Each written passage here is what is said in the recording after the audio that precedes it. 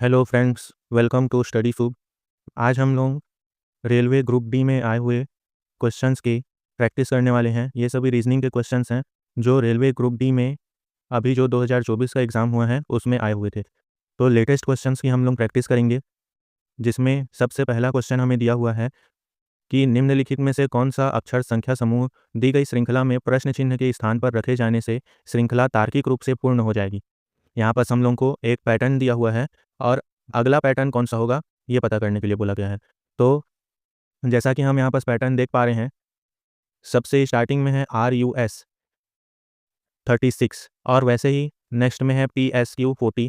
तो यहाँ पर हम देख सकते हैं कि R से P बना है, तो माइनस का 2 हुआ है। अगर हम अल्फ़ाबेटिकल ऑर्डर में देखें तो R जो है उससे जस्ट आप 2 अल्फ़ाबेट पीछे जाएंगे तो आपको P मिल जाएगा।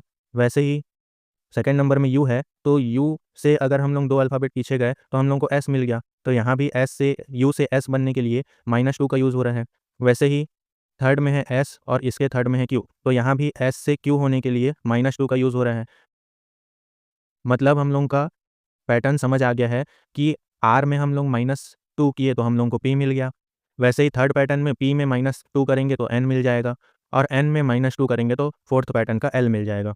तो अब हम लोगों को नेक्स्ट करना है L में -2। तो L हमारा अल्फ़ाबेटिकल ऑर्डर में 12 नंबर पे आता है, तो 12वें नंबर पे आता है तो हमें इसमें भी -2 करना पड़ेगा। तो L में अगर हम लोग -2 करेंगे यानी 12 में -2 करेंगे तो हम लोग को 10 मिलेगा। और 10वें नंबर पे कौन सा आता है, तो अल्फ़ाबेट J आता है। 10वें नंबर का अल्फ़ाबेट J होता है, यानी कि हमारा आंसर जो है वो J से शुरू होने वाला है। J से शुरू होने वाले तो यहाँ ऑप्शन में सभी हैं। तो अब O में हम लोग को -2 करना पड़ेगा। तो O में -2 करने के लिए हम लोग को क्या करना है, O जो है वो अल्फ़ाबेट में O 15वें नंबर पे आता है। अब 15 में हम लोग 2 माइनस करेंगे तो हम लोग को मिल जाएगा 13 और 13वें नंबर पे कौन आता है, तो M आता है। यानी कि पहला नंबर हम लोग को मिल गया कि पहला अक्षर J है और दूसरा अक्षर M है। तो J और M, अब ऑप्शन में हम लोग को फर्स्ट वाला ऑप्शन दिख रहा है J और M, बाकी किसी में नहीं है J और M, सभी में अलग-अलग हैं। फर्स्ट वाले में ही J और M है, तो यही हमारा आंसर हो जाएगा, पूरा बनाने का ज़रूरत नहीं है। अब आ जाते हैं हम लोग नेक्स्ट वाले क्वेश्चन में। इस क्वेश्चन में देखिए, मनीष बिंदु Y से चलना शुरू करता है और उत्तर दिशा में 37 किलोमीटर चलता है। अब हम लोग पहले मनीष को बिंदु Y में रख लेते हैं और बिंदु Y से उत्तर की दिशा में चला 37 किलोमीटर।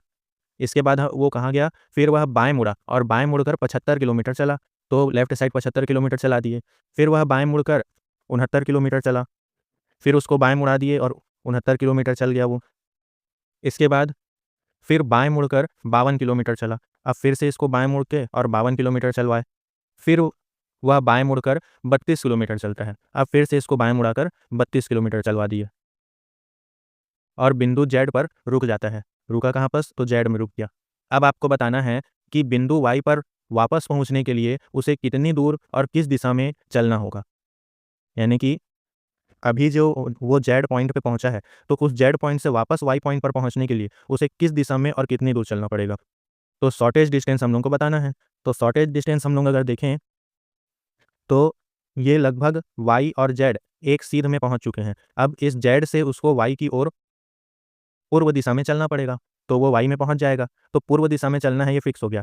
लेकिन कितना चलना है, तो 75 में से वो 52 चल चुका है, तो अब और कितना चलेगा, तो 75 में से 52 को घटा देंगे तो कितना चलेगा वो, तो 23 किलोमीटर और चलेगा, यानी कि पूर्व दिशा की ओर 23 किलोमीटर। ऑप्शन नंबर डी इसका सही हो जाएगा। थर्ड वाले क्वेश्चन में बोल रहा है, यदि ए का अर्थ डिवाइड करना है, बी का अर्थ मल्टीप्लाई करना है, सी का अर्थ प्लस करना है और डी का अर्थ माइनस करना है, तो निम्नलिखित समीकरण में प्रश्न चिन्ह के स्थान पर क्या आएगा। हम लोगों को समीकरण दिया गया है 120B, 15A, 5B, 18C, 22। तो अब हम लोग बी के जगह पे क्या डालना है बोला है, तो बी के जगह पे मल्टीप्लाई डालना है बोला है, तो बी के जगह पे अब हम लोग मल्टीप्लाई डाल दिए। बी हट गया अब यहाँ से। ए के जगह पे अब हम लोग को क्या डालने बोला है, डिवाइड डालने बोला है, तो ए को हटा करके अब हम लोग डाल दिए डिवाइड। डी के जगह पे हम लोग को बोला है कि माइनस डालो, तो डी के जगह पे हम लोग माइनस डाल देते हैं। सी के जगह पे बोला है प्लस डालने के लिए, तो सी के जगह पे हम लोग अब प्लस डाल देते हैं। तो जितना हम लोग को कोडिंग करना था अब कर लिए। अब इस समीकरण को हल करते हैं बॉड मास का यूज़ करके और जो आंसर आएगा उसको हम लोग लिख देंगे। तो बॉड मास में सबसे पहले ब्रैकेट सॉल्व होता है, ब्रैकेट और ऑफ इसमें नहीं है, तो अब सॉल्व होगा डिवाइड। तो डिवाइड के लिए 15 में 5 को भाग देना है। तो 5 से भाग देंगे 15 को, तो 5 तिया 15 होता है, यानी कि हम लोगों को इतने दूर में 5 भाग 15 इतना दूर में हम लोगों को सॉल्व करने पर 3 मिल गया। अब भाग के बाद गुणा होता है, तो 120 गुणा 3 होगा। 120 में 3 का गुणा कर देंगे तो हो जाएगा ये 360। 360 माइनस 18 प्लस 22, ये हम लोगों का समीकरण अभी बचा हुआ है। अब 360 में 18 घटाएंगे तो हम लोगों को कितना मिल जाएगा? 342, 342। और 342 में जब हम लोग 22 जोड़ देंगे तो हम लोगों को मिल जाएगा 364। 364 हम लोगों का सही आंसर हो जाएगा, ऑप्शन नंबर डी। नेक्स्ट आ जाते हैं, अंग्रेजी वर्णमाला क्रम के आधार पर दी गई श्रृंखला में प्रश्न चिन्ह के स्थान पर क्या आएगा, ये हम लोगों को देखना है।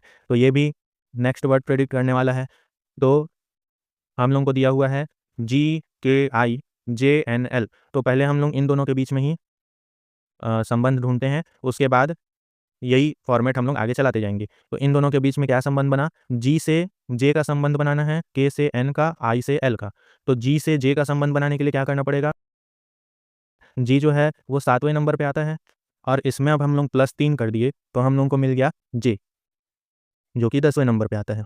वैसे ही K जो है वो 11वें नंबर पे आता है, और इसमें हम लोग +3 कर दिए तो 14वें नंबर पे N मिल गया हम लोग को।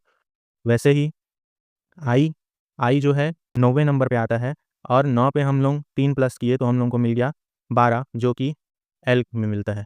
तो इस प्रकार हम लोग देख रहे हैं कि +3 करके बढ़ते जा रहे हैं। तो अब थर्ड पैटर्न भी वैसा ही होगा, फोर्थ पैटर्न भी वैसा ही होगा। तो पांचवा क्या मिलेगा हम लोग को? PTR, इन तीनों में 3 हम लोग को जोड़ना है। तो P में हम लोग 3 जोड़ेंगे, P के बाद QRS, यानी कि S हम लोग का पहला हो गया। उसके बाद T के बाद 3 आगे बढ़ेंगे, T के बाद UVW, यानी कि S के बाद हम लोगों का W मिल गया। और R के बाद 3 आगे बढ़ेंगे, तो R के बाद 3 आगे बढ़ने पर क्या मिल जाएगा? R के बाद STU, यानी कि U मिल जाएगा। SWU, ये हम लोगों का सही आंसर बनेगा, ऑप्शन नंबर डी।